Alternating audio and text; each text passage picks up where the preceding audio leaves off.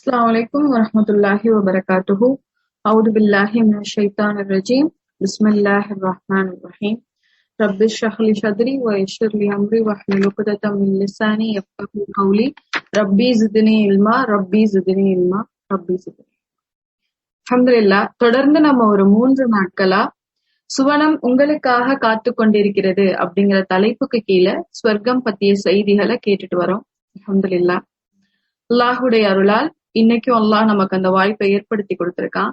நம்ம நேத்து கடைசியா என்னென்ன செய்திகளோட முடிச்சோம்? யாராவது ஒருத்தர் சொல்லுங்க. என்னென்ன செய்திகள் போன வகுப்புல பார்த்தோம்? சொர்க்கத்துல இருக்கக்கூடிய எந்தெந்த விஷயங்கள் பத்தி நம்ம பார்த்தோம்? கேக்குதா பேசுறது?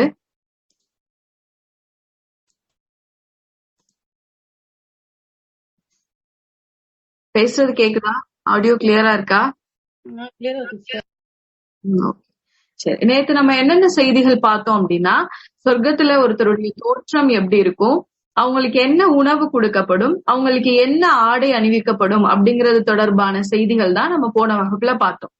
இந்த தோற்றத்துக்கும் இந்த உடைக்கும் அங்க கொடுக்கிற உணவுக்கும் அங்க அணிவிக்கப்படுற ஆபரணங்களுக்கும் இந்த உலகத்துக்கும் ரொம்ப பலமான தொடர்பு உண்டு அப்படிங்கறதையும் நம்ம பார்த்தோம். அங்க எதுவும் ஒரு மேஜிக் இல்ல. அங்க போன உடனே நம்ம திடீர்னு அழகாகிறதோ, அங்க போன உடனே நமக்கு நல்ல ஆடைகள் கொடுக்கப்படுறதோ, அங்க போன உடனே ஒரு நல்ல உணவு பரிமாறப்படுறதோ ஒரு மேஜிக் இல்ல. இந்த உலகத்துல நம்ம எந்த அமல்களை தயார்படுத்தி அனுப்பியிருக்கோமோ அந்த அமல்கள் தான் நாளைக்கு நம்மளுடைய அழகாக இருக்கும். நம்ம எந்த அமல்கள் தயார்படுத்தி முன்னாடி நம்ம அனுப்பினோமோ அந்த அமல்கள் தான் நாளைக்கு நம்மளுடைய ஆடையாகவும் நம்மளுடைய உணவாகவும் நம்மளுடைய ஆபரணங்களாகவும் இருக்கும் அப்படிங்கிற செய்தியோட நம்ம நேற்றைய அமர்வை நிறைவு செஞ்சோம். இன்ஷா அல்லாஹ் இன்னைக்கு நம்ம சொர்க்கத்தில் இருக்கக்கூடிய வீடுகள் எப்படி இருக்கும்? ஒரே மாதிரியான வீடுகள் இருக்குமா? எல்லாருக்கும் ஒரே மாதிரியான வீடு கிடைக்குமா? அதுல என்ன வித்தியாசங்கள் இருக்கு அப்படிங்கறத இன்ஷா அல்லாஹ் இன்னைக்கு அமர்வுல நம்ம பார்க்க போறோம். ஒரு நிமிஷம் நான் ஸ்கிரீன் மட்டும் ஷேர் பண்ணிக்கிறேன்.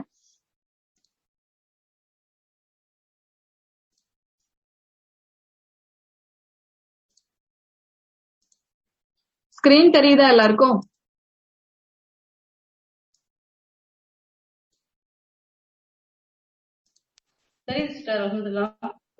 தெரியுதா? இப்ப சொர்க்கத்துல இருக்க வீடு பத்தி நம்ம பாக்குறதுக்கு முன்னாடி முதல்ல வீடுனா என்ன சொல்லுங்க. யாராவது பிஸியா இருக்கீங்கன்னு நினைக்கிறேன். எல்லாரும் வேலைக்கு நடுவுல பயான் கேட்டுட்டு இருக்கீங்கன்னு நினைக்கிறேன். யாருக்கு வாய்ப்பு இருக்கோ அவங்க அன்மியூட் பண்ணி சொல்லலாம். வீடுனா என்ன உங்களுடைய? வீடுன்னா தங்கும் இடம், அது நம்ம சௌகரியத்துக்கான இடம், மேலும் கொடுக்கக்கூடிய மாஷா. வீடை பொறுத்த வரைக்கும் நம்ம இந்த உலகத்துல எவ்வளவு அழகான இடம் சுத்தி பார்க்க போனாலும் சரி, எவ்வளவு உயர் ரக ஹோட்டல்கள்ல தங்கியிருந்தாலும் சரி, வீட்டுல கிடைக்கக்கூடிய ஒரு நிம்மதியும் ஒரு திருப்தியும் வேற எங்கேயுமே கிடைக்காது. அல்லாஹ் நம்மளுடைய வீடுகளுக்கு அப்படி ஒரு பரக்கத்தை ஏற்படுத்தி கொடுத்திருக்கான். நம்ம எவ்வளவு கவலைகளோட நம்ம வெளியில இருந்து வந்தாலும் வீடு நம்மள அரவணைக்கும். நம்மள்ட்ட எவ்வளவு குறைகள் இருந்தாலும் அந்த வீடு நமக்கு ஆறுதலா இருக்கும். நம்ம மனசுல எவ்வளவு சஞ்சலங்கள் இருந்தாலும் அது எல்லாத்தையும் மறந்து தூங்கணும் அப்படின்னா நம்ம வீட்டுக்கு போகணும்.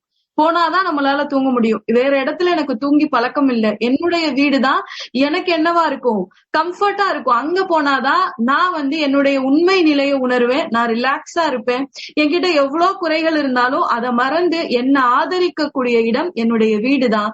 என்னுடைய இன்பத்தை முழுசா பங்கெடுத்துக்கிறதும் என்னுடைய வீடுதான். என்னுடைய துன்பத்துல என் கூட உறுதுணையா இருக்கிறதும் என்னுடைய வீடுதான். இப்ப ஒருத்தருடைய வீடுதான் ஒரு வாழ்க்கையில அவருக்குரிய முக்கிய பங்கா இருக்கு. அவருக்கு இந்த சமூகத்துல போய் என்னவா திகழ்றாரு அப்படிங்கிறது அவருடைய வீட்டுலதான் தீர்மானிக்கப்படுது. அவருடைய வீட்டின் சூழ்நிலை எப்படி இருக்கோ அதை பொறுத்துதான் அந்த மனிதர் சமூகத்துல ஒரு நல்ல மனிதரா மாறுறதும் ஒரு கெட்ட மனிதரா மாறுறதும் முடிவு செய்யப்படுது. இந்த உலகத்துல உள்ள வீட்டிலேயே இவ்வளோ விஷயங்கள் இருக்கே. இந்த உலகத்துல உள்ள வீடே நமக்கு இவ்வளோ ஆறுதல் அளிக்கக்கூடியதா இருக்கே. நம்ம கஷ்டப்பட்டு இந்த உலகத்துல ஒரு சொந்த வீடு கட்டுறோம். பார்த்து பார்த்து அதனுடைய அறைகளை வடிவமைக்கிறோம். இந்த இடத்துலதான் கதவு இருக்கணும், இந்த கலர்லதான் பெயிண்ட் இருக்கணும் எல்லாம் வடிவமைச்சு முடிச்சுட்டு அந்த வீட்டுல முதல் நாள் போய் படுக்கும் போது நம்மளுடைய மனம் எப்படி இருக்கும்?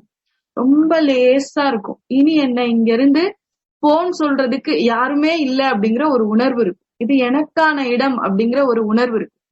நம்ம வாடகை வீட்டுல இருக்கிறத விட பார்த்து பார்த்து நம்ம கட்டின சொந்த வீட்டுல நம்ம குடியேறும் போது நம்ம மனசு ரொம்ப லேசா உணரும். இது என்னுடைய இடம், இது எனக்கான இடம், இங்க இருக்கிறவங்க எல்லாருமே எனக்கானவங்க அப்படிங்கிற ஒரு உணர்வை அந்த வீடு ஏற்படுத்தும். பூமியில உள்ள வீடே இப்படி ஒரு உணர்வை ஏற்படுத்துது அப்படின்னா மறுமையில உள்ள வீடு அப்ப இதை விட எவ்வளவு பிரம்மாண்டமானதா இருக்கும், இதை விட எவ்வளவு நிம்மதி அளிக்கக்கூடியதா இருக்கும், இதை விட எவ்வளவு சந்தோஷம் அளிக்கக்கூடியதா இருக்கும்.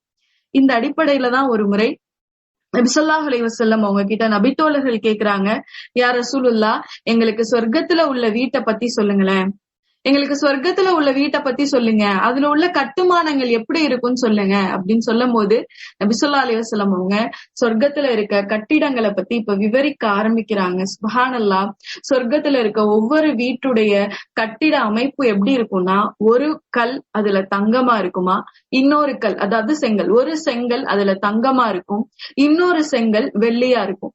இப்ப இது ரெண்டையும் கம்பைன் பண்ணணும்ல, இது ரெண்டையும் இப்ப சேர்த்து இணைக்கிறோம்ல, அந்த சிமெண்ட் கலவை எப்படி இருக்கும் அப்படின்னா கஸ்தூரி தான் அதனுடைய சிமெண்ட் கலவையா இருக்கும். இந்த கலவைகள்ல போடக்கூடிய சின்ன சின்ன கற்கள் இருக்குல்ல, நம்ம சொல்றோம்ல ஜல்லிக்கல்னு சொல்றோம்ல, அதெல்லாம் என்ன இருக்கும்னா சின்ன சின்ன முத்துக்களும் சின்ன சின்ன பவளங்களும் அந்த கலவையை இணைக்கக்கூடிய கற்களா இருக்கும். அந்த சொர்க்கத்துடைய மண் எப்படி இருக்கும்னா குங்கும பூவை போல இருக்கும். அப்ப எங்க சுத்தி பார்த்தாலும் ரம்மியமாவும் அந்த வீடு அழகானதாகவும் வாசனை தரக்கூடியதாகவும் இருக்கும். இங்க நம்ம வீட்டை அழகாக்குறதுக்கு நம்ம மேற்கொண்டு ஏதாவது செய்யணும். ஆனா அங்க வீடு அமைக்கப்பட்ட விதமே அழகானதாகவும் வாசனை தரக்கூடியதாகவும் இருக்கும். அப்படிப்பட்ட ஒரு வீட்டுக்குள்ள ஒரு மனிதர் நுழைந்தாரு அப்படின்னா அவர் அங்க எந்த விதமான குறையையும் உணர மாட்டாரு, எந்த விதமான பயத்தையும் உணர மாட்டாரு. அங்க நம்ம நிரந்தரமா தங்க போறோம் அப்படிங்கிற உணர்வோட அவர் அந்த வீட்டுக்குள்ள போவாரு. அந்த வீட்டுக்குள்ள போனா அவருடைய இளமை அவரை விட்டு போகாது, அவருடைய ஆடைகளுடைய ஒளி மங்காது, அவருடைய அழகு குறையாது, அவருக்கு எந்த குறையும் ஏற்படாது, அவருடைய வாலிபமும் அவரை விட்டு மறையாது.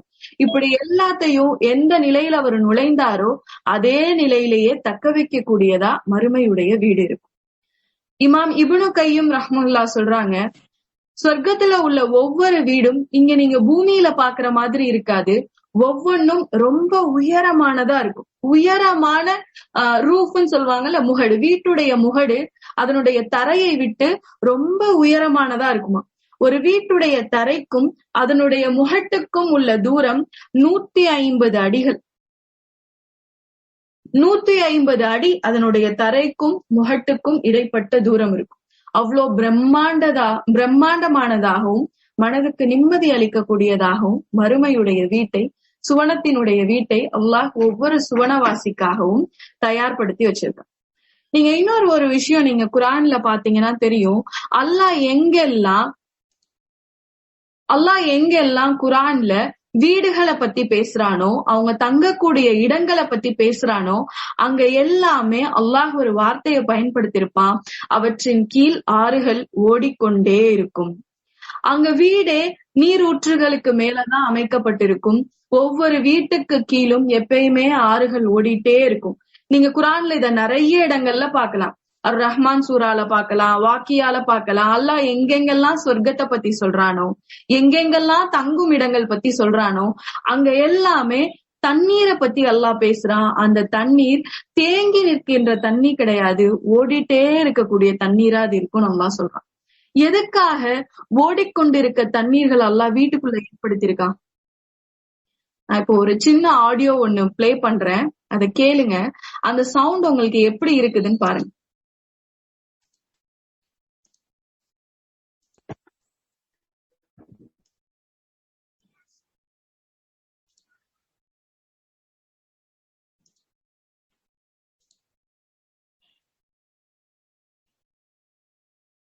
கொஞ்சம் கண்ணை மூடி ரிலாக்ஸா இந்த சவுண்ட் எப்படி இருக்குன்றத மட்டும் கேளு.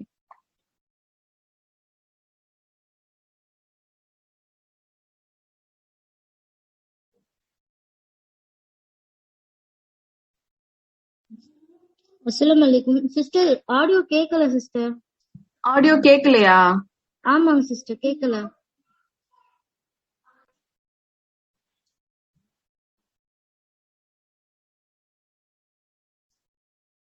யாருக்குமே கேக்கலையா? கேக்கல சிஸ்டர். கேக்கல சிஸ்டர்.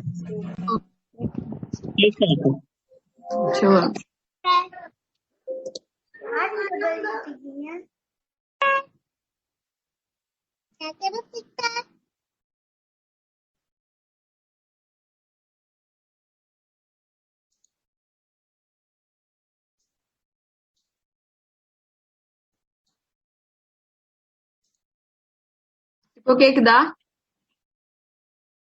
இல்லையே, கேட்கலையே. தெரியல என்னன்னு. ஓகே, நீங்க இத யூடியூப்ல போய் நீங்க சர்ச் பண்ணி பார்த்தா தெரியும். தண்ணியுடைய சப்தம், ஆறு ஓடுற சத்தம், இல்ல மலை துளியோட சத்தம், அந்த தண்ணி ஓடுற சத்தத்தை நீங்க போட்டு கேட்டு பாத்தீங்கன்னா தெரியும். உளவியல் ரீதியா என்ன சொல்றாங்க அப்படின்னா, இந்த ஓடுகின்ற தண்ணீருடைய சத்தம் ஒரு மனிதனுடைய மனதுக்கு ரொம்ப ஆழமான நிம்மதியை கொடுக்குமா, அதிகமான சந்தோஷத்தை கொடுக்குமா, இந்த சப்தம் அவனுக்கு நல்ல டீப் ஸ்லீப் கொடுக்குமா. ஒரு மனிதன் இந்த உலக வாழ்க்கையில ஏங்குறது இங்க பலர் தூக்கத்துக்காக தான். அப்படி ஒரு தூக்கத்தை இந்த தண்ணீருடைய சப்தம் கொடுக்கும்னு சொல்றாங்க. அப்ப அல்லாஹ் இத என் நேரமும் சொர்க்கத்துடைய வீடுகள்ல நம்ம கேட்டுட்டே இருக்கக்கூடிய ஒரு பாக்கியத்தை ஏற்படுத்துறான். இந்த தண்ணீர் ஓட ஓட சொர்க்கவாசிக்கு அந்த சப்தம் ரொம்ப இனிமையானதா இருக்கும்.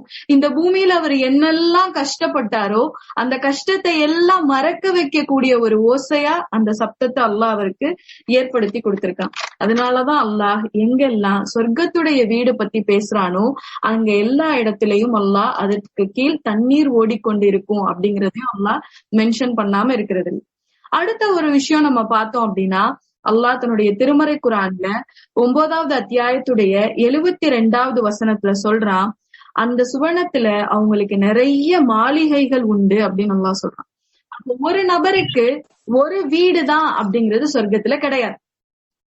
ஒரு நபருக்கு ஒரு வீடுதான் அப்படிங்கிறது சொர்க்கத்துல கிடையாது. ஒரு மனிதருக்கே 2-3 வீடுகள் இருக்கலாம், இல்ல ஒவ்வொருத்தருடைய அமலுக்கு தகுந்த மாதிரி அந்த வீடுகளும் வித்தியாசப்படக்கூடியதாக இருக்கலாம். இப்ப சொர்க்கத்துல மொத்தம் அப்ப எத்தனை வகையான வீடுகள் இருக்கு அப்படின்னா, முதல்ல அல்லாஹ் குர்ஆன்ல புயூத் அப்படின்னு சில வீடுகளை குறிப்பிடுறான். சொர்க்கத்துல இருக்கக்கூடிய வீடுகளா அல்லாஹ் குறிப்பிடுறதுடைய முதல் வகை புயூத், வீடுகள். 2வது அல்லாஹ் சொல்றது குசூர், மாளிகைகள் சொர்க்கத்துல இருக்கு. குசூர்னா மாளிகைகள், மாளிகைகள் சொர்க்கத்துல இருக்குன்னு அல்லாஹ் குறிப்பிடுறான்.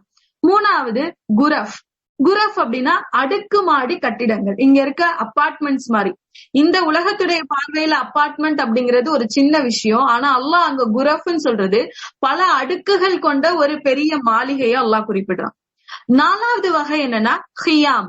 ஹியாம் அப்படின்னா சின்ன சின்ன கூடாரங்கள். இப்ப 4 வகையான வீடு சொர்க்கத்துல இருக்குன்னு பார்த்தோம்.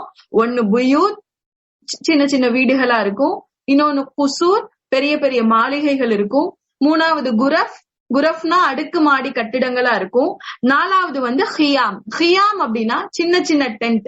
நம்ம இப்ப பொருள் காட்சிக்கெல்லாம் போனோம் அப்படின்னா அங்க ஒவ்வொரு கூடாரமா அமைச்சிருப்பாங்கல்ல, ஒவ்வொரு ஷெட்டையும் ஒரு சின்ன சின்ன கூடாரம் போட்டு அமைச்சிருப்பாங்க. இந்த ஹியாம பொறுத்த வரைக்கும் சொர்க்கத்துல என்னன்னா அது ஒரு கெஸ்ட் ஹவுஸ் மாதிரி.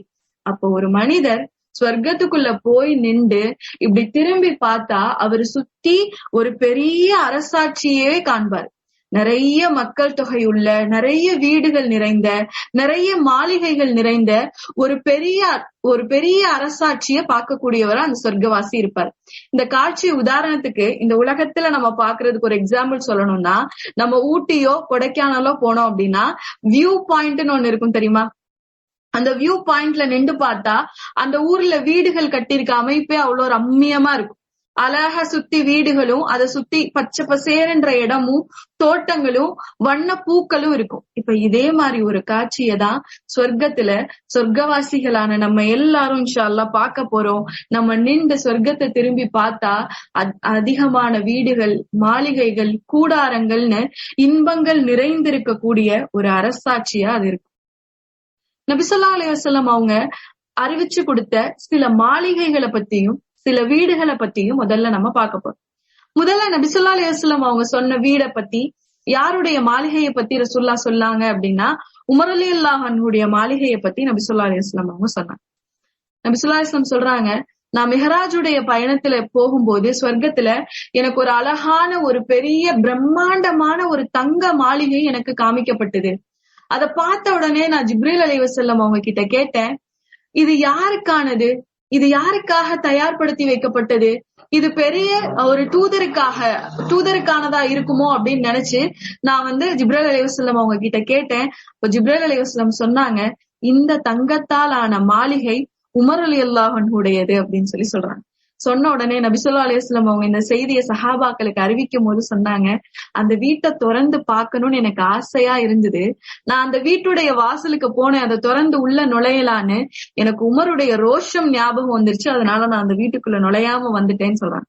இதை கேட்ட உடனே உமர் ரலியல்லாஹு அன்ஹு தேம்பி அழுகிறாங்க. யா ரசூலுல்லாஹ், உங்ககிட்ட போய் நான் எந்த விஷயத்திலயாவது ரோஷப்படுவேனா, உங்ககிட்ட போய் நான் கோபப்பட போறேனா அப்படின்னு சொல்லி உமர் ரலியல்லாஹு அன்ஹு அழுகிறாங்க.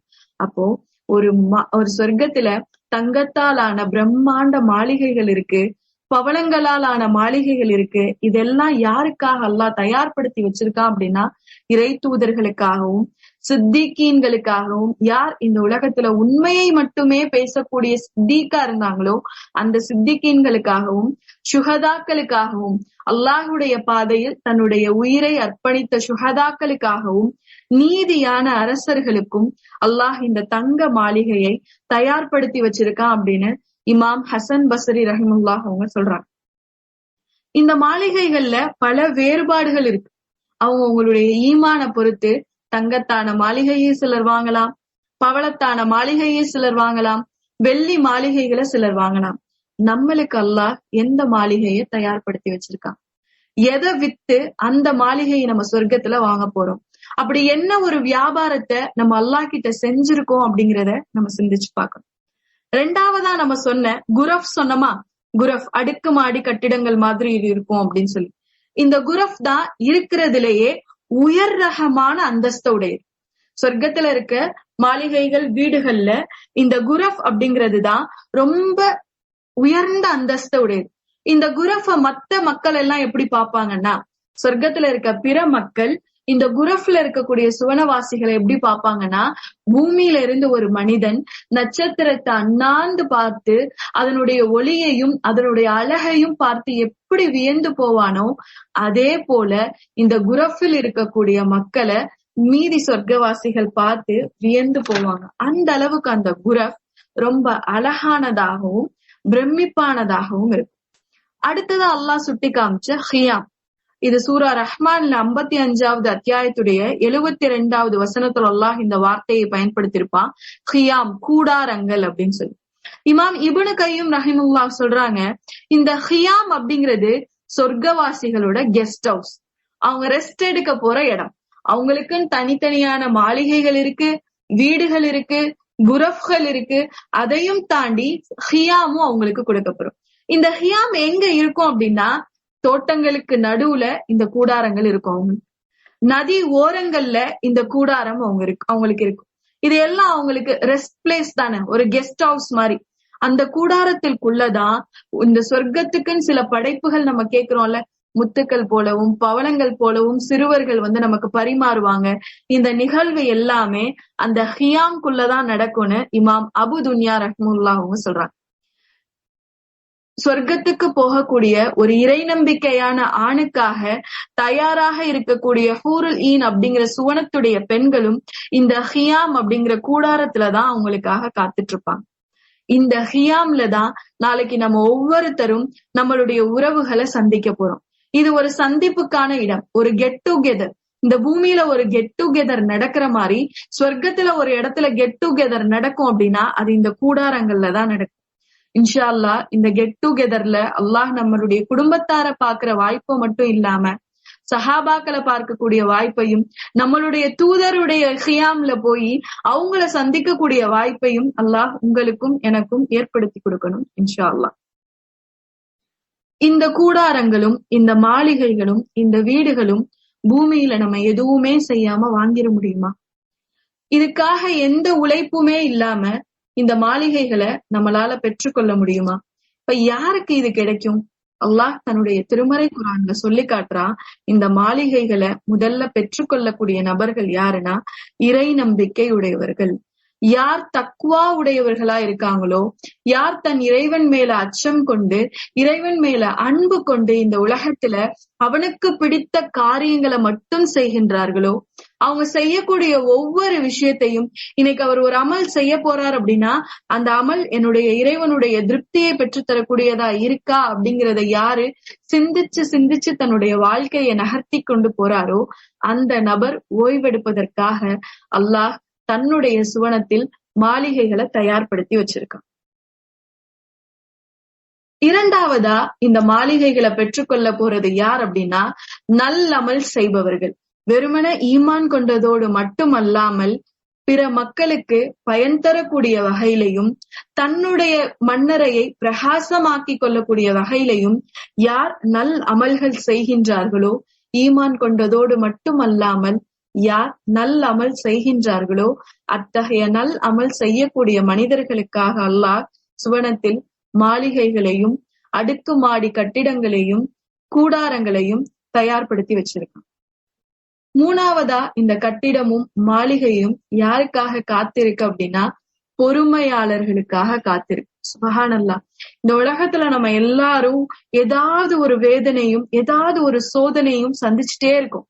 அப்படி சந்திக்கும் போதெல்லாம் நம்ம மனசுக்குள்ள ஒரு எண்ணம், ஏன் அல்லாஹ் எனக்கு மட்டும் இப்படி ஒரு கஷ்டத்தை கொடுத்துட்டா, எனக்கு மட்டும் ஏன் அடுத்தடுத்த சோதனைகள் வருது, என்னால தாங்கிக் கொள்ள முடியாதுன்னு அல்லாஹ் உனக்கு தெரியும் தானே, தெரிஞ்சும் ஏன் நீ எனக்கு இப்படி ஒரு சோதனையை கொடுத்துட்ட, இவ்ளோ கஷ்டத்தை கொடுத்துட்டேன்னு நிறைய பேர் சோதனைகள்ல இறைவனை குற்றம் சாட்டக்கூடியவர்களாகவும் இறைவன் கிட்ட குறை சொல்லக்கூடியவங்களாகவும் இருக்கும்.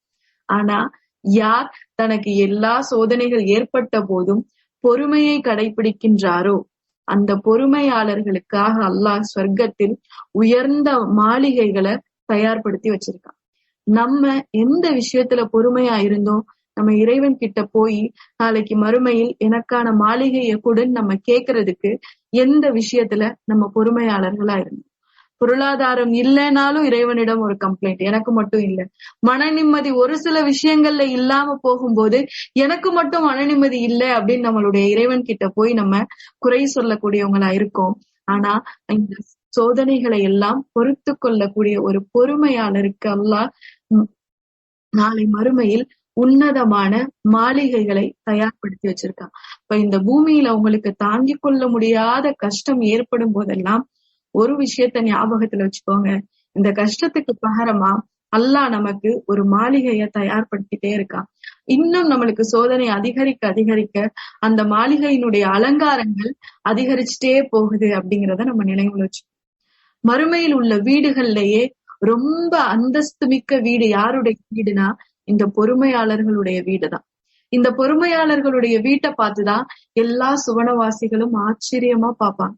இந்த பொறுமையாளர்களுடைய வீடு சொர்க்கத்துல தனித்துவம் வாய்ந்ததா தெரியும். அதை பார்க்கும் போதே பிற சுவனவாசிகள் இவங்க எந்த விஷயத்துக்காக அல்லாஹ் கிட்ட பொறுமையை மேற்கொண்டாங்கன்னு தெரியலையே, இவ்வளோ அழகான மாளிகைகள்ல அவங்க தங்கி இருக்காங்களே அப்படின்னு சொல்லி ஆச்சரியப்பட்டு போய் பார்ப்பாங்க. ஒரு ஹதீஸ் நபி ஸல்லல்லாஹு அலைஹி வஸல்லம் அவங்க சொல்றாங்க, இந்த பூமியில் ஒரு தாயும் தந்தையும் ஒரு சிறு குழந்தைய பறி கொடுத்திருப்பாங்க. ஒரு சிறு குழந்தை அவங்கள விட்டு போயிருக்கும், இந்த உலகத்தை விட்டு போயிருக்கும். அந்த ஒரு வீட்டை அல்லாஹ் ஜிப்ரீல் அலைஹிஸ்ஸலாம் அவங்களை விட்டு மலக்குமார்களை விட்டு பார்வையிட்டுட்டு வர சொல்லுவாங்க. போய் பார்த்துட்டு வாங்க, அந்த வீட்டுல என்ன நடந்திருக்குன்னு பார்த்துட்டு வாங்க அப்படின்னு சொல்லி அந்த வீட்டை பார்வையிட்டுட்டு போன ஜிப்ரீல் அலைஹிஸ்ஸலாம் அவங்க அல்லாஹ் கிட்ட சொல்லுவாங்களா, யா அல்லாஹ், அந்த மனிதன் அந்த குழந்தையை எப்படி வளர்த்தான் தெரியுமா? ஒரு சின்ன செடி, ஒரு சின்ன விதைய ஒரு மனிதன் ஊண்டி வச்சுட்டு அந்த செடியில அந்த விதையில இருந்து ஒரு செடி வளரும், அந்த செடி நாளைக்கு பெரிய மரமா மாறும், அந்த பெரிய மரம் தனக்கு நிழல் தரக்கூடியதா இருக்கும் அப்படிங்கிற ஒரு பெரிய எதிர்பார்ப்போட அந்த பிள்ளைய அந்த மனிதன் வளர்த்தான். அந்த எதிர்பார்ப்புகள் எல்லாம் உடைஞ்சு சுக்கு நூறா போற மாதிரி அந்த குழந்தையுடைய மரணம் ஏற்பட்டுருச்சு. ஆனா யா அல்லாஹ், இந்த நேரத்துல கூட அவன் உன்னை புகழ்ந்து கொண்டிருக்கிறான், இந்த நேரத்துல கூட அவன் உன்கிட்ட திருப்தி அடைந்தவனா இருக்கான். என்னுடைய ரப்பு என்னுடைய வாழ்க்கையில எந்த விஷயங்களை ஏற்படுத்தினாலும் அது என்னுடைய நன்மைக்காக இருக்கும். இதுக்கு பகரமா என்னுடைய இறைவனிடம் நான் மறுமையில் கூலியை பெற்றுக்கொள்ளுவேன்ற நம்பிக்கையோட தனக்கு ஏற்பட்ட இழப்பை கூட பொருட்படுத்தாமல் உன்னிடம் திருப்தி அடைந்தவனா அவன் இருக்காயா அல்லாஹ், உன்னை புகழக்கூடியவனா இருக்காயா அல்லாஹ் அப்படின்னு சொன்ன உடனே அல்லாஹ் சொல்லுவானா, அந்த நபருக்காக இங்க ஒரு வீட்டை கட்டுங்க. அந்த வீட்டுடைய பெயர் பைத்துல் ஹம்த், புகழுக்குரிய வீடுன்னு அந்த வீட்டுக்கு பெயரிடுங்கன்னு அல்லாஹ் சொல்றான். இந்த பூமியில் யார் தன்னுடைய இன்பத்திலும் துன்பத்திலும் அல்லாஹ்வை புகழக்கூடியவங்களா இருக்காங்களோ, அல்லாஹ்விடம் திருப்தி அடைந்தவர்களா இருக்காங்களோ, அந்த மனிதர்களுக்கு நாளை மறுமையில் திருப்தி அடைந்த ஒரு வீடு கிடைக்கும். இது போல எந்த விஷயத்துல நம்ம பொறுமையா இருந்திருக்கோம், நம்மளுக்கு பொறுமைக்கான வீடும் புகழுக்கான வீடும் அல்லாஹ் கிட்ட கேட்கறதுக்காக எந்த விஷயத்த நம்ம தயார்படுத்தி வச்சோம். நம்ம என்னைக்காவது அல்லாஹ் கிட்ட சொர்க்கத்துல ஒரு வீடு வேணும்னாவது கேட்டிருக்கோமா? இந்த பூமியில தான் நம்ம நிறைய கஷ்டங்கள் அனுபவிச்சிட்டோம், சோதனைகள் அனுபவிச்சிட்டோம். மறுமையில போயாவது நம்ம ஒரு நிம்மதியான வாழ்க்கை வாழ வேணாமா? ஒரு மன அமைதியோட வாழ வேணாமா? அதுக்காக எத்தனை நாள் நம்ம அல்லாஹ் கிட்ட, யா அல்லாஹ் என்னுடைய மனம் அமைதி பெற மாதிரி எனக்கு ஒரு வீட்டை சொர்க்கத்துல கூடன்னு நம்ம இது வரைக்கும் எத்தனை முறை அல்லாஹ் கிட்ட கேட்டிருக்கோம்? நம்மளுக்கு ஏற்படுற குறைகளை மட்டுமே முறையிடுறோமே தவிர இந்த குறைக்கு பகரமா எனக்கு நிம்மதியை கொடு யா ரப்பேன்னு கேட்கிறதே இல்லை. அப்படி ஒரு பெண் இறைவன் கிட்ட தன்னுடைய சோதனைகளுக்கு பகரமாக ஒரு வீட்டை அல்லாஹ் கிட்ட கேட்டாங்க. அந்த பெண்ணுடைய வரலாற மட்டும் இங்க ஒரு சின்னதா நினைவு கூர்ந்துட்டு அடுத்த தலைப்புக்கு இன்ஷா அல்லாஹ் போறோம். யார் அவங்க அப்படின்னா, அல்லாஹ் சூரா தஹரீம்ல சொல்றான், இறை நம்பிக்கையாளர்களுக்கெல்லாம் அடையாளம் அல்லாஹ் அந்த பெண்ணை சொல்றான். இந்த உலகத்துல ஒவ்வொரு பொருளையும் ஒவ்வொரு தன்மையையும் உருவகப்படுத்துறதுக்கு ஒரு அடையாளம் வச்சிருப்பாங்க. இப்ப உதாரணத்துக்கு அழகி அப்படின்னா நம்ம யாரு சொல்லுவோம்? உலக அழகி அப்படின்னா அதுக்கு யாரு நம்ம உருவகப்படுத்திருப்போம்? ஐஸ்வர்யா ராய்ன்ற ஒரு பெண் அதுக்கான அடையாளம். அமைதி, அன்பு, கருணை, இதுக்கு யார் அடையாளம்? அன்னை தெரசா. அன்னை தெரசாவை நம்ம அடையாளப்படுத்தி வச்சிருக்கோம். இவங்க அன்புக்கான ஒரு உதாரணம், கருணைக்கான உதாரணம் இவங்க அப்படின்னு சொல்லி ஒரு ஆளை நம்ம உருவகப்படுத்தி வச்சிருக்கோம். அதே போல அல்லாஹ் இறை நம்பிக்கைக்கு அடையாளம், தக்வாவுக்கு அடையாளம், இறைவன் மீது அன்பு கொண்டதற்கு அடையாளம், இறைவனை சார்ந்து இருப்பவர்களுக்கான அடையாளம்னு சொல்லி லரபல்லாஹு மசலன் முஹ்மீன்களுக்கு அல்லாஹ் உதாரணமாக்கியிருக்கான். அல்லாஹ் இங்க ஒரு பெண்ணை பத்தி தான் சொல்றான். அந்த பெண் யார் அப்படின்னா ஃபிரௌனுடைய மனைவி. ஃபிரௌனுடைய மனைவியை நான் இறை நம்பிக்கையாளர்களுக்கு உதாரணமாக்கியிருக்கேன்னு அல்லாஹ் சொல்றான். இங்க சொல்லும் போது அல்லாஹ் இறை நம்பிக்கையாளரான ஆண்களுக்கு, இறை நம்பிக்கையாளரான பெண்களுக்குன்னு பிரிச்சு சொல்லல. நீங்க ஆணா இருந்தாலும் சரி, பெண்ணா இருந்தாலும் சரி, தக்வாவை கத்துக்கணுமா, அல்லாஹ் கிட்ட எப்படி அன்பா இருக்கிறதுன்னு கத்துக்கணுமா, இந்த பெண்ணிடம் கத்துக்கோங்கன்னு அல்லாஹ் ஃபிரௌனுடைய மனைவிய உதாரணமாக்கியிருக்கான். நம்ம எல்லாருக்குமே ஃபிரௌனுடைய மனைவி ஆசியா அலைஹிஸ்ஸலாம் அவங்கள தெரியும். எப்படி தெரியும்னா, மூசா அலைஹிஸ்ஸலாம் அவங்களுடைய வரலாற்றுல ஒரு பகுதியா தெரியும். என்ன செஞ்சாங்க? ஆசியா அலைஹிஸ்ஸலாம் பத்தி நம்மளுக்கு என்ன தெரியும்? என்ன செய்தி அவங்கள பத்தி தெரியும்? யாராவது சொல்ல முடியுமா? உங்களுக்கு ஆசியா அலைஹிஸ்ஸலாம் ஃபிரௌனுடைய மனைவினா என்ன செய்தி உங்களுக்கு ஞாபகத்துக்கு வருது? மூசா அலைஹிஸ்ஸலாம் வளர்த்தவங்க. மூசா அலைஹிஸ்ஸலாம் அவங்கள வளர்த்தவங்க. நம்மளுடைய நினைவுக்கு வர்றது எல்லாமே அவங்க மூசா அலைஹிஸ்ஸலாம் அவங்களுடைய வரலாறுல ஒரு கேரக்டரா அவங்க நம்மளுக்கு ஞாபகம் இருக்கும். அந்த தண்ணியில மிதந்து வந்த மூசா அலைஹிஸ்ஸலாம் அவங்க எடுத்தாங்க, வளர்த்தாங்க. ஃபிரௌன் கிட்ட கொண்டு போய் அவங்க இந்த குழந்தைய நான் வளர்க்கிறேன்னு சொல்லி சொன்னாங்க. அவங்க எல்லா இடத்துல துவா செஞ்சிருந்தாங்க, இறைவா எனக்கு சொர்க்கத்துல ஒரு மாளிகையை கட்டி. மாஷா. அப்போ இப்படி ஒரு விஷயம் மட்டும்தான் ஆசியா அலைஹிஸ்ஸலாம் அவங்கள பத்தி நம்மளுக்கு தெரியும். இந்த ஒரு விஷயத்துக்காகவோ அல்லாஹ் அவங்களுக்கு சொர்க்கத்துல ஒரு வீட்டை கேட்டாங்க, நான் அவங்களுக்கு ஒரு வீட்டை கொடுத்துட்டேன்னு சொன்னா. அவங்களுடைய இறை நம்பிக்கை எந்த அளவு இருந்துச்சு அப்படின்னா, முதல்ல அவங்களுடைய குணத்தை பத்தி நம்ம பார்க்கலாம். ஃபிரௌனுடைய குணத்துக்கும் ஆசியா அலைஹிஸ்ஸலாம் அவங்களுடைய குணத்துக்கும் அப்படியே நேர் எதிரானது. ஃபிரௌன் ரொம்ப மூர்க்கமானவன், இரக்கமே இல்லாதவன், பச்சிளம் குழந்தைகளை கொலை செஞ்சுக்கிட்டு இருந்த ஒரு மனிதன். இந்த உலகத்துல அநியாயக்காரன், மோசக்காரன், ரொம்ப கொடுமைக்காரன் அதுக்கு அடையாளமா ஒரு மனிதரை சொல்லணும் அப்படின்னா ஃபிரௌனை சொல்லலாம். அந்த அளவுக்கு கொடுமை செய்யக்கூடிய ஒரு மனிதனுடைய மனைவியான ஆசியா அலைஹிஸ்ஸலாம் எப்படி இருந்தாங்கன்னா, ரொம்ப இலகிய மனமுடையவங்களா இருந்தாங்க. யார் கேட்டாலும் இல்லைன்னு சொல்லி அவங்களால மறுக்க முடியாது. அவங்களும் ஒரு பெரிய செல்வந்தருடைய ஒரு ராஜாவுடைய மகளா இருந்தாங்க. அப்புறம் தான் ஃபிரௌனை திருமணம் பண்ணிட்டு வந்தாங்க. ஃபிரௌனுக்கு இவங்க ஒரு ஆள் தான் மனைவியா அப்படின்னா இல்ல, இவங்களை தவிர்த்து வேறு சில மனைவிகளும் ஃபிரௌனுக்கு இருந்தாங்க. இப்ப மூசா அலைஹிஸ்ஸலாம் அவங்க ஃபிரௌனுடைய அரண்மனைக்கு திரும்ப வந்து இஸ்லாத்தை சொல்லும் போது ஆசியா அலைஹிஸ்ஸலாம் அவங்க எந்த தடையுமின்றி தன்னுடைய மகன் சொன்ன மார்க்கத்தை உண்மைன்னு நம்பி ஏத்துக்கிட்டாங்க. அல்லாஹ் ஒருவன் தான் இறைவன் அப்படிங்கறத அவங்க ஏத்துக்கிட்டாங்க. ஆனா அதை அவங்க பகிரங்கப்படுத்தவே இல்லை. ஏன்னா அவங்க எந்த காட்சிகளை பார்த்துட்டு இருந்தாங்க அப்படின்னா, ஃபிரௌன் கொலை செஞ்சா யாரெல்லாம் அல்லாஹ்வை ஏத்துக்கிட்டாங்களோ, யாரெல்லாம் மூசா அலைஹிஸ்ஸலாம் அவங்கள தூதரா பின்பற்றினாங்களோ அந்த மக்கள் எல்லாத்தையும் கூட்டம் கூட்டமா ஃபிரௌன் கொலை செஞ்சுட்டு இருந்தான். அதனாலயே ஆசியா அலைஹிஸ்ஸலாம் அவங்க தன்னுடைய ஈமான நான் இஸ்லாத்தை ஏத்துக்கிட்டேன் அப்படிங்கிற விஷயத்த வெளிப்படையா சொல்லாம மறைச்சே வச்சிருந்தாங்க. இப்படி ஒரு சூழல்ல தான் ஒரு நாள் என்ன நடக்குது அப்படின்னா, ஃபிரௌனுடைய மகளுக்கு, இன்னொரு மனைவியின் மூலமா உள்ள ஒரு மகளுக்கு தலை சீவி கொண்டிருக்க ஒரு பணிப்பெண் என்ன செய்யறாங்க, சீவிட்டு இருக்கும் போது அந்த சீப்பை கீழே போட்டுறாங்க. கீழே போட்ட உடனே பிஸ்மில்லா அப்படின்னு சொல்லி அந்த சீப்பை என்ன செய்யறாங்க, எடுக்கிறாங்க. எடுத்த உடனே ஃபிரௌனுடைய மகள் கேக்குறாங்க, நீ என்னுடைய தந்தையை தானே இப்ப அல்லாஹ்ன்னு சொல்ற, என்னுடைய தந்தையுடைய பெயரை தானே நீ இப்ப உச்சரிக்கிறேன்னு கேக்குறாங்க. கேட்ட உடனே அந்த பணிப்பெண் கொஞ்சம் கூட யோசிக்காம அடுத்த நொடியே சொல்றாங்க, இல்ல, நான் மூசா அலைஹிஸ்ஸலாமுடைய இறைவனை என்னுடைய இறைவனா ஏற்றுக்கொண்டேன், நான் அல்லாஹ்வை தான் என்னுடைய இறைவனா ஏத்துக்கிறேன். சொன்ன உடனே ஃபிரௌனுடைய மகள் நேரா தன்னுடைய தந்தை கிட்ட ஓடுறாங்க. போய் இந்த பெண்ணை பத்தி கம்ப்ளைண்ட் பண்றாங்க. அவங்களுடைய தந்தைகிட்ட சொல்றாங்க, நீங்க வந்து உங்களை கடவுள்னு சொல்றீங்க, ஆனா என்னுடைய பணிப்பெண் அல்லாஹ் தான் கடவுள்னு சொல்றாங்க, மூசாவுடைய கடவுளை தான் அவங்க நம்புறாங்க அப்படின்னு ஓடி போய் கம்ப்ளைண்ட் பண்றாங்க. இப்ப கம்ப்ளைண்ட் பண்ண உடனே ஃபிரௌன் என்ன செய்யறான், கூப்பிட்டு விசாரிக்கிறான், எச்சரிக்கை பண்றான். நீ என்ன செய்யற, இந்த மார்க்கத்துல இருக்க போறியா, இல்ல நான் கடவுள்ங்கிறத நீ ஏத்துக்க போறியா? அப்படி நீ இந்த மார்க்கத்திலேயே தொடர்ந்து இருந்த அப்படின்னா என்ன நடக்கும்னு உனக்கு தெரியும், நான் எவ்வளவு கொடூரமானவன்னு உனக்கு தெரியும், நான் என்னென்ன செஞ்சிருக்கேங்கிறத நீ பாத்திருக்க அப்படின்னு சொல்லி சொல்றான். அப்ப கூட அந்த பெண் என்ன செய்யல, அவனுடைய மிரட்டலுக்கு பயப்படல, நான் அல்லாஹ் ஒருவனை தான் இறைவனா ஏத்துக்கிறேன், உன்னெல்லாம் என்னால இறைவனா ஏத்துக்க முடியாது அப்படின்னு சொல்லிடுறான். சொன்ன உடனே ஃபிரௌனுக்கு கோபம் வந்துருது. அவன் என்ன செய்யறான், ஒரு பெரிய நெருப்பை மூட்டி அதுல ஒரு பெரிய சட்டி வச்சு அதுல எண்ணெய காய வச்சு அதுக்குள்ள இப்ப இவங்களை குதிக்க சொல்ல போறான். இவங்களை தூக்கி அந்த கொழுந்து விட்டு எறிகிற அந்த நெருப்புல இருக்கக்கூடிய அந்த எண்ணெய் சட்டியில இவங்களை போட போறான். இதுதான் இவங்களுக்கான தண்டனை. ஆனா இவங்களை மட்டும் தனியா போடல. இந்த பணிப்பெண்ணுக்கு சின்ன சின்ன பிள்ளைங்க இருந்தாங்க, ஒரு கை குழந்தையும் இருந்தது. இது எல்லாத்தையும் தான் இப்ப இந்த நெருப்புக்குள்ள ஃபிரௌன் போட போறான். வரிசையா நிக்கிறாங்க. ஒவ்வொரு குழந்தையா அந்த எண்ணெய் பாத்திரத்துல போடப்படுது. போடப்பட்ட உடனே ஃபிரௌன் கேக்குறான், இப்ப மாத்திக்கிறியா அவன் முடிவை? இந்த பெண் கடைசி வரைக்கும் இல்லன்னு சொல்லிடுறாங்க.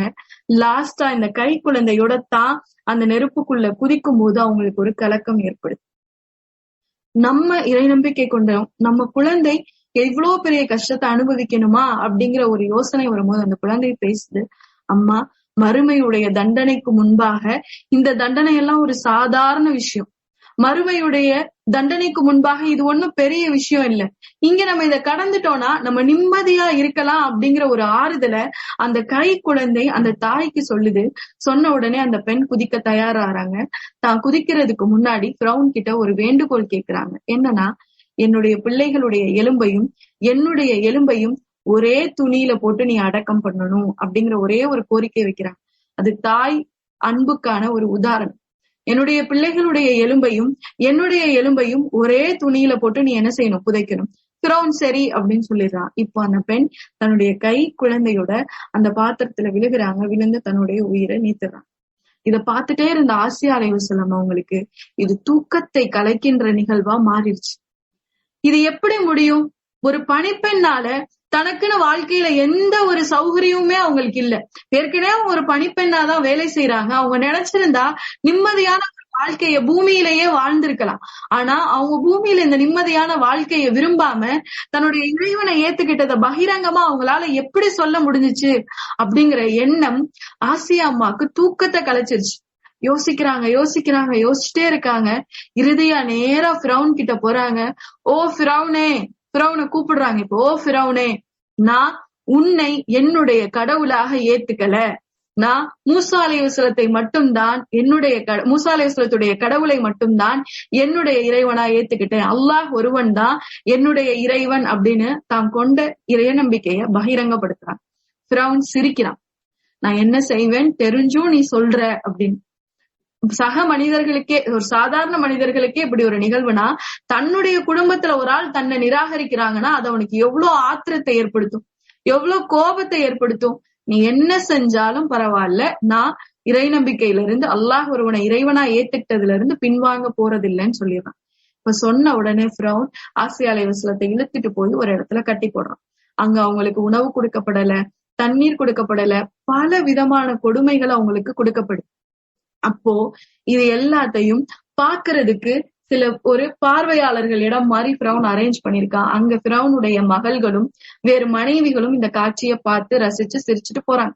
ஒவ்வொரு நாள் அந்த சோதனையும் அந்த துன்புறுத்தலுக்கு பின்னாடி ஃபிரௌன் கேட்பான், நீங்க இப்ப என்ன இறைவனா ஏத்துக்கிறியா அப்படின்னு.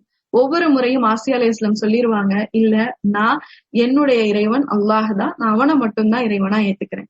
இப்ப இவ்ளோ கஷ்டத்தை அவங்க அனுபவிச்சுட்டு இருந்த போது அவங்க அல்லாஹ் கிட்ட ஒரு விஷயத்த கேக்குறாங்க. என்ன கேக்குறாங்க அப்படின்னா, யா அல்லாஹ், எனக்கு சொர்க்கத்துல இதுக்கு பகரமா ஒரு வீட்டை கொடு, இந்த சோதனைக்கு பகரமா ஒரு வீட்டை கொடுன்ற துவாவை கேக்குறாங்க. இந்த சோதனையில இருந்து என்னை காப்பாத்து, இவன்கிட்ட இருந்து இவனுடைய கொடுமைகள்ல இருந்து என்னை தப்பிக்கவை அப்படிங்கிற விஷயத்துக்கு முன்னாடி இவங்க கேட்ட ஒரு விஷயம், நான் இங்க அனுபவிக்கிற கஷ்டத்துக்கும் சோதனைக்கும் பகரமா எனக்கு நீ சொர்க்கத்துல ஒரு வீட்டை கொடுத்தே ஆகணும் அப்படிங்கிற ஒரு துவாவை வைக்கிறாங்க. அந்த வீடையும் ஏதாவது ஒரு மூலையில கொடுத்துட கூடாதுங்கிறதுல உறுதியா இருந்தாங்க. உன்கிட்ட எனக்கு அந்த வீடு வேணும் யா அல்லான்னு கேட்டாங்க. யா அல்லாஹ், சுவனத்தில் உன்னிடத்தில் எனக்காக ஒரு வீட்டை நீ கட்டு அப்படிங்கிற துவாவை செஞ்சாங்க.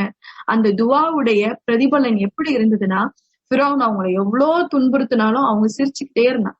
எவ்வளோ அவனுடைய எல்லா விதமான அவனுடைய வன்மத்துடைய உச்சிக்கு போய், அவனுடைய கொடூரத்தன்மையுடைய உச்சிக்கு போய் அவங்கள துன்புறுத்தினா கூட ஆசியா அலைஹிஸ்ஸலாம் அவங்க சிரிச்சாங்க. ஒரு கட்டத்துல ஃபிரௌன் இதுல ரொம்ப நிராசை அடைஞ்சிட்டான். என்னடா என்ன பண்ணாலும் இவங்க சிரிக்கிறாங்களே, என்ன நம்ம துன்புறுத்தல் கொடுத்தாலும் இவங்க சிரிக்கிறாங்களே.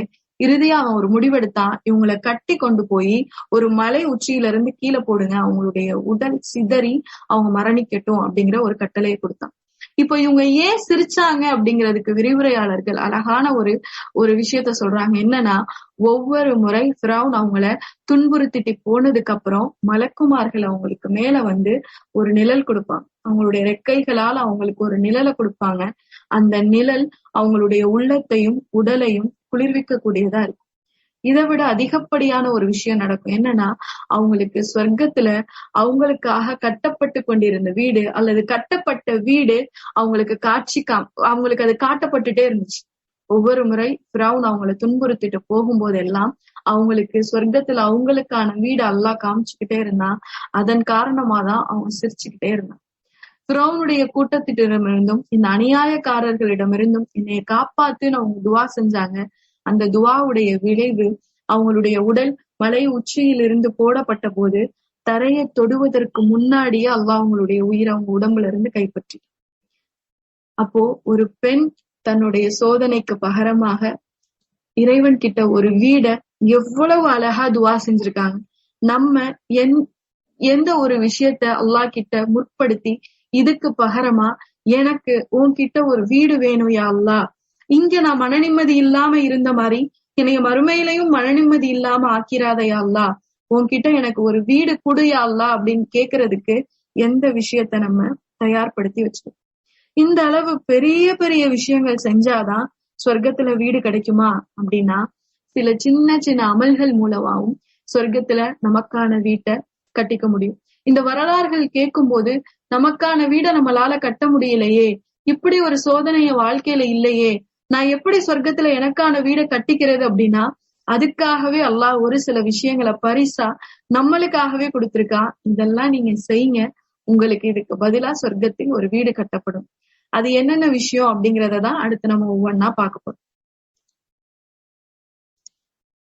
முதலாவதா சொர்க்கத்துல நமக்கு வீட்டை பெற்றுத்தரக்கூடிய செயல் என்னன்னா, பூமியில் யார் அல்லாஹ்விற்காக ஒரு பள்ளிவாசலை கட்டுகிறாரோ அவருக்காக அல்லாஹ் சுவனத்தில் ஒரு வீட்டை கட்டுகிறான். அப்ப இறை இல்லத்தை கட்டுபவருக்கு சுவனத்தில் ஒரு வீடு தயாரா இருக்கு. நீங்க முழுசா ஒரு இறை இல்லமையே கட்டி கொடுக்கணும் அப்படிங்கிறது இல்ல, உங்களுடைய எண்ணம் தான். இறைவனை பொறுத்த வரைக்கும் உங்க செயலோட வெயிட் அங்க கணக்கிடப்படாது, உங்களுடைய எண்ணத்துடைய கணம் தான் இறைவன் பார்ப்பான். உங்களுடைய எண்ணத்துடைய கனமை மட்டும்தான் இறைவன் பார்ப்பான். உங்களுடைய செயல்கள், நீங்க எவ்வளவு ரூபா கொடுக்குறீங்கிறது முக்கியம் இல்ல, உங்களுடைய எண்ணம் என்னவா இருக்குங்கிறது தான் முக்கியம். இப்ப இந்த இறை இல்லம் கட்டுவதற்கு ஒரு சிறு பகுதி நம்ம உதவி செஞ்சிருந்தா கூட அதுக்கு பகரமா நாளை மறுமையில் நம் இறைவனிடம் எனக்கு நீ ஒரு வீட்டை குடியா அல்லாஹ் அப்படின்னு கேட்கறதுக்கு நம்ம தகுதி உடையவங்களா மாறும். ரெண்டாவது, யாருக்கு சொர்க்கத்துல வீடு காத்திருக்கு அப்படின்னா, யார் ஒரு நாளைக்கு 12 ரக்காயத்து சுன்னத் தொழுகிறாங்களோ அந்த மனிதருக்கு சொர்க்கத்தில் ஒரு வீடு தயாராக இருக்கு. 12 ரக்காயத் சுன்னத் எப்பப்போ அப்படின்னா, ஃபஜருக்கு முன் சுன்னத் 2, லுஹருக்கு முன்னாடி 4, லுஹருக்கு பின்னாடி 2, மஹரிபுக்கு பின்னாடி 2, இஷாவுக்கு பின்னாடி 2. யார் மொத்தமா இந்த 12 ரக்காயத்தை வளமையா தொழுதுட்டு வராங்களோ அவங்களுக்கு சொர்க்கத்துல ஒரு வீடு காத்திருக்கு. நாளை மறுமையில நம்ம போய் மறுமை நாளை பார்க்கும்போது அதனுடைய கடுமையை பார்க்க போறோம், அதனுடைய பயங்கரத்தை பார்க்க போறோம். அப்ப நம்ம அங்க போய் எந்த விஷயத்த சொல்லி தப்பிக்கணும்னு நினைச்சாலும் தப்பிக்க முடியாது. யா அல்லாஹ், இந்த தண்டனைக்கு பகரமா நான் என்னுடைய குடும்பத்தார தரேன், என்னுடைய பிள்ளைகளை தரேன், இந்த உலகத்தை தரேன் அப்படின்னு சொன்னா கூட அந்த தண்டனையில இருந்து தப்பிக்க முடியாது. அப்போ ஒருவேளை அல்லாஹ் சொல்றான்னு வச்சுக்கோங்களேன், நீ ஒரு 5 மணி நேரம் ருக்குவுடைய நிலையிலே இதே இடத்துல நின்றேனா உனக்கு நான் சொர்க்கத்தை தரேன் அல்லாஹ் சொன்னா நம்ம நிக்காமலா போயிருவோம்? ஒரு நாள் முழுக்க இறைவன் நிக்க சொன்னா கூட மறுமையில சொர்க்கம் வேணும் அப்படின்னா ஒரு நாள் முழுக்க கூட அந்த நிலையில நம்ம நிக்க தயாரா இருக்கும். அங்க தயாரா ஒரு நாள் முழுக்க நிக்க தயாரா இருக்கும். இங்க ஒரு நாளைக்கு 12 ரக்காயத்து சுன்னத் தொழுகிறதுக்கு நம்ம யாருமே தயாரா இல்ல. இது சுன்னத் தானே, ஃபர்ல் இல்ல, சுன்னத் தொழுகிறது நம்மளுடைய விருப்பம் தானே அப்படிங்கிற ஒரு எண்ணம் வந்துருச்சு. மறுமையில் நீங்க நிம்மதியா போய் அமரணும் அப்படின்னா இங்க ஒரு நாளைக்கு 12 ரக்காயத்து சுன்னத் தொழுதா மறுமையில் சொர்க்கத்தில் நமக்கான ஒரு வீடு தயாரா இருக்கு. அடுத்து நம்ம எந்த ஒரு அமலை பார்க்க போறோம் அப்படின்னா, யார் ஒரு நாளைக்கு சூரத்துல் இக்லாஸ் குல் ஹுவல்லாஹு அஹத் அப்படிங்கறத அதனுடைய அர்த்தம் உணர்ந்து உண்மையா அதை 10 முறை, உண்மையான இறைவனுடைய தன்மைகளை உணர்ந்து இறைவன் மீது அன்பு கொண்டு நேசம் கொண்டு யார் ஒரு நாளைக்கு 10 முறை ஓதுகிறார்களோ அவர்களுக்கு சொர்க்கத்துல ஒரு வீடு தயாரா இருக்கு. ஒரு தடவை குல் ஹுவல்லாஹு அஹத் சொல்லி ஓதி முடிக்கிறதுக்கு ஒரு 12 செகண்ட் 15 செகண்ட் தான், நிமிஷங்கள் கூட ஆகாது. அப்போ ஒரு நாளைக்கு 10 முறை ஓதுறது அதிகபட்சம் ஒரு 10 நிமிஷம் தான் ஆகும், அல்லது 15 நிமிஷம் தான் ஆகுமே தவிர அதை விட அதிகமா ஆகாது. யார் ஒரு நாளைக்கு 10 முறை சூரத்துல் இக்லாஸ் ஓதுறாங்களோ அவங்களுக்காக சொர்க்கத்தில் ஒரு வீடு தயாரா இருக்கு. அடுத்த விஷயம் என்ன அப்படின்னா, யார் தூங்குவதற்கு முன்பாக ஒழு செய்து முடிச்சிருந்த துவாவை ஓதிட்டு தன்னுடைய படுக்கையில் வலப்புறம் திரும்பி படுத்து தூங்கும் போது ஓதக்கூடிய இந்த துவாவை ஓதுகிறாங்களோ அவங்களுக்காக சொர்க்கத்துல ஒரு வீடு தயாரா இருக்கு. அல்லாஹும்ம அஸ்லம்து நப்சி இலைக்க, யா அல்லாஹ் நான் என்னை உன்னிடத்தில் ஒப்படைத்து விட்டேன். வவஜ்ஜஹ்து வஜ்ஹி இலைக்க, என்னுடைய முகத்தை உன்னிடத்தில் நான் ஒப்படைத்து விட்டேன். ஃபவ்வல்து அம்ரி இலைக்க, என்னுடைய காரியங்களை உன்னிடத்தில் ஒப்படைத்து விட்டேன். வஅல்ஜஹ்து லஹ்ரி இலைக்க, என்னுடைய முதுகை உன்னிடத்தில் சாய்த்து விட்டேன், உன்புறம் நான் வந்து விட்டேன். ரஹ்பத்தன் வரஹ்பத்தன் இலைக்க, உன்னுடைய அருளின் நம்பிக்கையும் உன்னுடைய தண்டனையை அஞ்சியும் நான் உன்னிடத்தில் வந்து விட்டேன். லா மல்ஜா வலா மன்ஜா மின்க, உன்னை தவிர ஆதரவும் கிடையாது, உன்னை தவிர வேறு புகலிடமும் கிடையாது. இல்லா இலைக்க ஆமன்து பி கிதாபிக்க, உன்னுடைய வேதத்தை நான் நம்பிக்கை கொண்டேன். அல்லதி அன்சல்த, நீ இறக்கி அருளிய வேதத்தையும் நீ இறக்கி அருளிய தூதரையும் நான் நம்பிக்கை கொண்டேன் அப்படிங்கிற இந்த துவாவை யார் தூங்குவதற்கு முன்னாடி ஒழு செய்து விட்டு தன்னுடைய படுக்கையில் வலது புறம் திரும்பி படுத்து இந்த துவாவை ஓதுகிறாரோ அந்த நபருக்காக சொர்க்கத்தில் ஒரு மாளிகை தயாராக இருக்கின்றது. அடுத்தபடியா என்ன அப்படின்னா, யார் இந்த நம்ம இப்ப ஸ்கிரீன்ல பாக்குறீங்களா, இந்த திக்ரை யார் ஓதுறாங்களோ அவங்களுக்கு மறுமையில ஒரு வீடு தயாரா இருக்கு. நபி ஸல்லல்லாஹு அலைஹி வஸல்லம் அவங்க சொல்றாங்க, யார் கடை தெருவுக்கு செல்லும் போது இந்த பூமியில எந்த இடத்துல அல்லாஹுடைய நினைவு அதிகம் மறக்கடிக்கப்படும் அப்படின்னா கடை தெருவு தான்.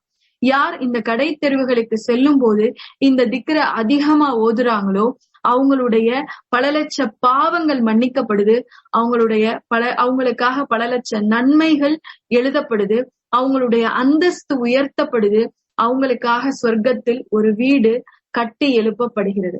அந்த திக்ரு தான் இப்ப நீங்க பாக்குறது. லா இலாஹ இல்லல்லாஹ் வஹ்தஹு லா ஷரீக லஹு, அல்லாஹுவை தவிர வேறு இறைவன் இல்லை, அவனுக்கு வேறு யாருமே இணை இல்லை. லஹுல் முல்கு வலஹுல் ஹம்து, அவனுக்கே அரசாட்சிகள் உடையது, அவனுக்கே புகழ் உடையது. யுஹி வ யுமீத்து, அவனை உயிர் வாழ வைக்கின்றான், அவனை மரணிக்க செய்கின்றான்.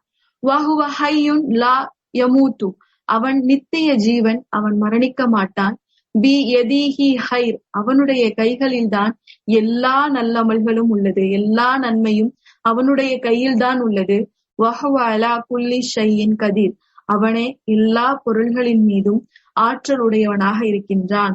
அப்படிங்கிற திக்ர யார் கடை தெருவுகளிலும் இறை நினைவு எங்கெல்லாம் மறக்கடிக்கப்படுதுன்னு நம்ம உணர்றோமோ, அப்ப இந்த திக்ர நம்ம ஓதி வந்தோம் அப்படின்னா நம்மளுக்காக ஒரு வீடு அல்லாஹ் சுவனத்தில் தயார்படுத்தி வச்சிருக்கான்.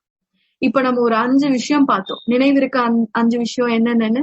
யார் அல்லாஹிற்காக ஒரு இறை இல்லம் கட்டுகிறாரோ, யார் 12 ரகாயத் சுன்னத்தை தொடர்ச்சியா தொழுது வருகிறாரோ, யார் ஒரு நாளைக்கு 10 முறை சூரத்துல் இக்லாஸ் ஓதுகிறாரோ, யார் தூங்கும் முன் இந்த துவாவை ஓதுகிறாரோ, யார் கடைத்தெருவுகளுக்கு செல்லும் முன் இந்த திக்ரை ஓதுகிறாரோ, இந்த 5 அமல்களை செய்யக்கூடியவங்களுக்கும் சொர்க்கத்தில் ஒரு வீடு இருக்கு.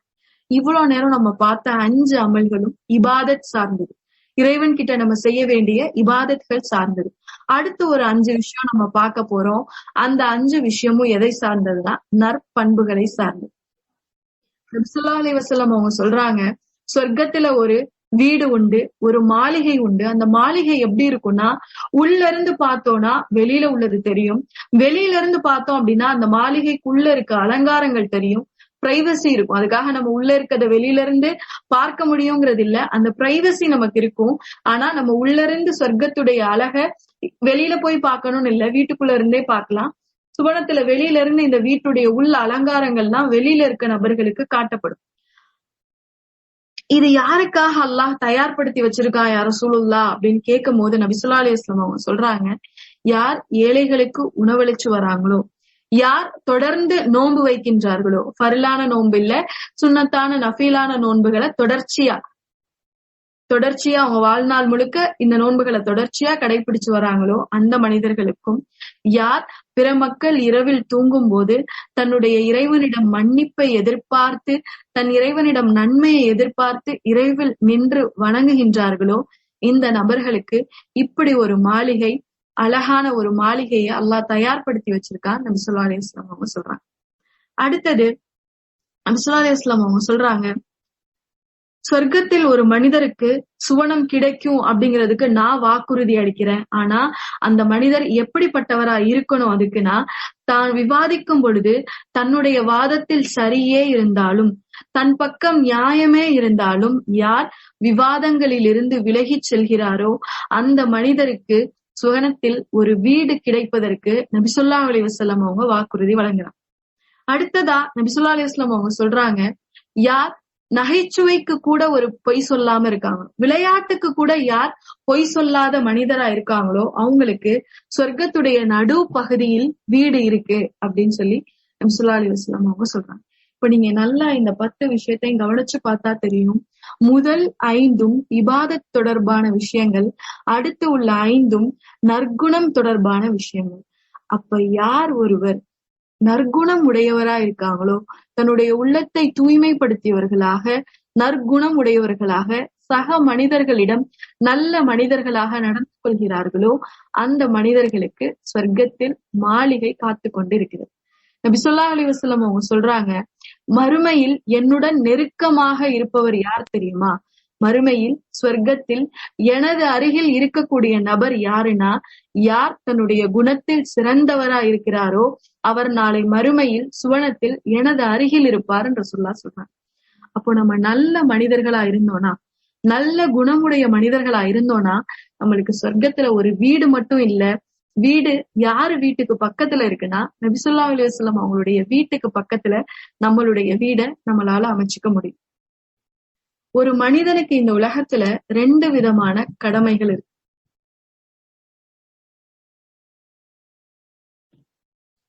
ஒரு மனிதனுக்கு இந்த உலகத்துல 2 விதமான கடமைகள் இருக்கு. ஒண்ணு என்னன்னா அல்லாஹுக்கு செய்ய வேண்டிய கடமை, இன்னொன்னு என்னன்னா சக மனிதனுக்கு செய்ய வேண்டிய கடமை. இந்த 2 கடமையையும் யார் சரிவர நிறைவேற்றுறாரோ அவரால்தான் சொர்க்கத்துக்குள்ள போக முடியும். நம்ம அல்லாஹுக்கு செய்ய வேண்டிய கடமைகள்ல ஒரு சில சிறு சிறு குறைகள் இருந்தா அல்லாஹ் அதை நாடுனா மன்னிப்பான். நம்மளுடைய இறை நம்பிக்கை முழுமையா இருந்து ஏதோ ஒரு நேர தொழுகையில கவனக்குறைவா இருந்துட்டோம், ஏதோ ஒரு நேர அமல்கள்ல நம்ம கொஞ்சம் சோம்பலா இருந்துட்டோம்னா அல்லாஹுடைய அன்பு இருந்தா அது அல்லாஹ் நாடுனா மன்னிப்பான். ஆனா இந்த நற்குணம்ங்கிற விஷயம் இருக்கு தெரியுமா, சக மனிதர்கள் கிட்ட நம்ம நல்லவங்களா நடந்துக்கிற விஷயத்துல குறை வச்சோம் அப்படின்னா அந்த மனிதர் மன்னிக்கும் வரை அல்லாஹ் நம்மள மன்னிக்க மாட்டான். அப்போ வெறும் இபாதத் மட்டும் நம்மள சொர்க்கவாசிகளா மாத்திராது, நம்மளுடைய நற்குணமும் தான் நம்மள சொர்க்கவாசிகளா இப்போ மாத்த போகுது. நம்மளுடைய நற்குணத்தை கொஞ்சம் பேப்பர்ல எழுதி என்னென்ன நற்குணம் இருக்குதுன்னு பார்த்தா நம்மளுடைய குணங்களுக்கு நம்மளால எவ்வளவு மதிப்பெண் கொடுத்துக்க முடியும். நம்ம பொய்யே சொல்லாதவங்களா இருக்கமா, நம்ம யாரையுமே காயப்படுத்தாதவங்களா இருக்கமா, நம்ம எப்பயும் உள்ளொன்று வைத்து புறமொன்று பேசாதவர்களா இருக்கோமா, நம்ம கிட்ட யாரெல்லாம் தேவைன்னு வந்து கேக்குறாங்களோ அவங்களுடைய தேவைகளை நம்ம நிறைவேற்றக்கூடியவங்களா இருக்கோமா, நம்மளுக்கு பிடித்த பொருளை தான் மத்தவங்களுக்கு நம்ம சதக்காவா கொடுக்கிறோமா அப்படிங்கிறத சிந்திச்சு பார்க்கணும்.